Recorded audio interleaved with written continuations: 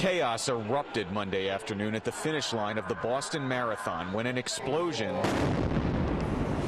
followed 13 seconds later by another explosion around 100 yards away, rocked the city. Like fire. It looked like a fireball or something, and I just heard the glass shatter. Authorities say more than 130 people were injured and at least 3 were killed when 2 apparent bombs ripped through a crowded sidewalk packed with runners, their families, and fans. I literally saw the garbage barrel explode. I saw the flash, the fire, the smoke, and I just ran as fast as I could. Medical personnel were already there to tend to tired and injured runners after the race, so their response was very quick.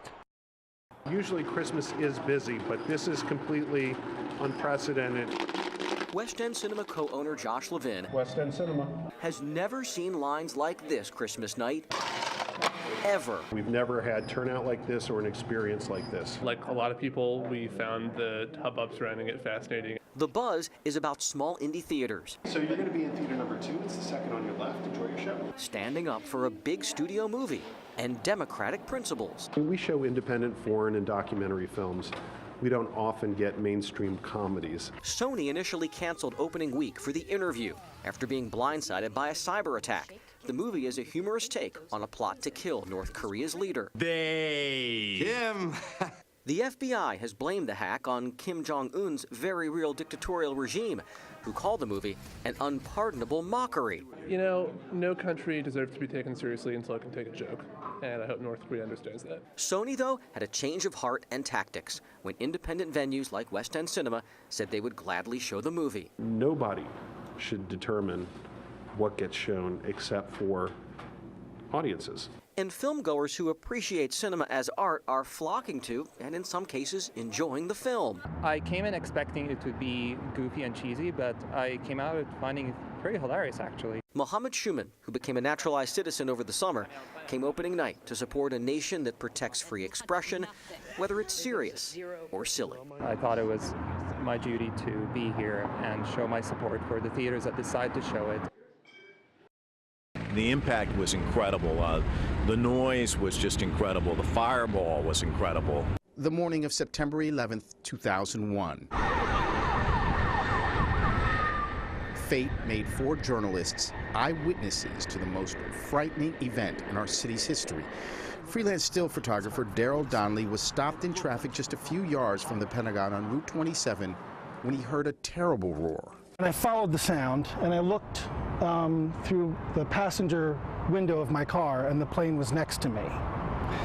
And then I saw it fly right into the Pentagon. TV reporter Mike Walter was in the same traffic jam on 27 on his way to work at USA Today.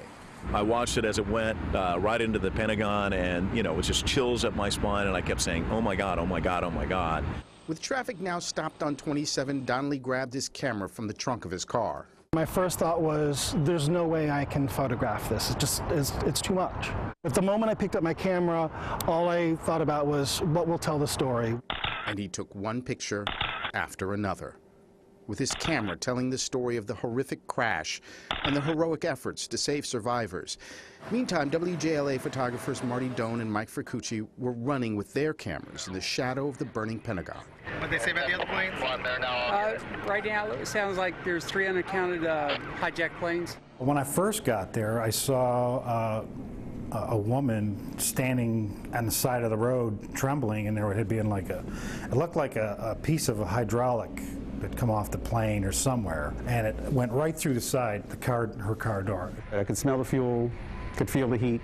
The 2 people that I encountered on the way who had seen it, they were just shaken up. They were on the verge of tears. Marty spoke with Nick Bartasavich just a few hundred yards from the Pentagon right after the crash. The destruction you can see now. Everybody's things are going to change.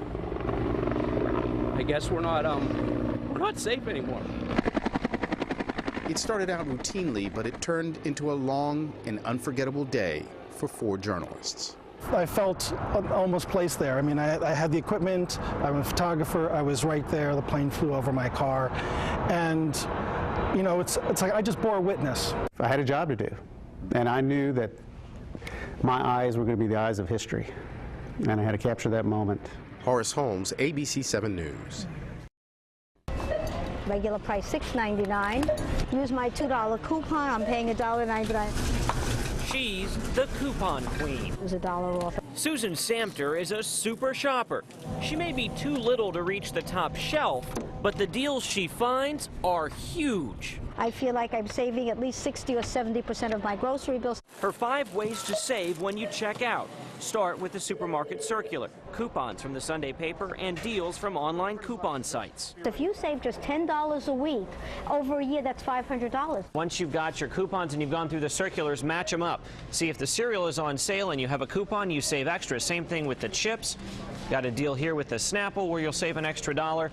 And down here with the canned goods, it's an extra 30 cents off the already sale price. That's part of getting organized. When you prepare a shopping list, always put down the size of the item that's on sale. If it's not on sale, consider saving the coupon until it is. Because they heavily coupon their products, and I'm going to virtually get this almost for free, I try to buy the national brand products and use a coupon against it when it's on sale. Basically, be strategic with your deals and be brand flexible. I bought Viva and I bought Bounty, and that's because both had a deal and I had a coupon on either one of them. Shop at a store offering double coupons. That's twice the savings. I have my 75-cent coupon, double to $1.50, and I'm going to pick up 6 yogurts. Finally, pay attention in the store. This discount book we spotted has an extra $14 in savings, and plenty of products have rebate offers or coupons on them. You can save 40 or 50% on a regular basis, and that's just using the store sales, using coupons, and especially double coupons. Does it work? Her groceries, $168.23. After a stack of coupons, cost just $18.04, saving more than $150 or 92%. Have you ever seen someone save like that? No, never. I want people to know that it's not right, especially the young girls. Fearing retaliation, this female DC firefighter asked us to protect her identity, so we'll call her Susan. She says when she joined a recruit class a few years back, it came with a warning from a female academy employee about some of the male instructors. She just said be careful, because a lot of them, they don't know their boundaries. And almost immediately, Susan says, the sexual harassment began. He made the comment of, guess who wore the wrong bra today? After a tough day of training, Susan says that same instructor got her alone. And he came over and, oh, it's okay. It's like, initially, it was like, oh, that's nice. She says his hand moved from her shoulders slowly down to the top of her backside. And then as the hand, went lower to, here, I was just like, yeah, please don't ever touch me like that. That's hugely inappropriate. Fearing for her job, Susan kept quiet until she saw ABC7's recent investigation. 2 young female cadets fresh out of high school accusing 2 male instructors of sexual harassment. She says those cadets came to her for advice and told her what the instructors said. They're like, you fit those pants well.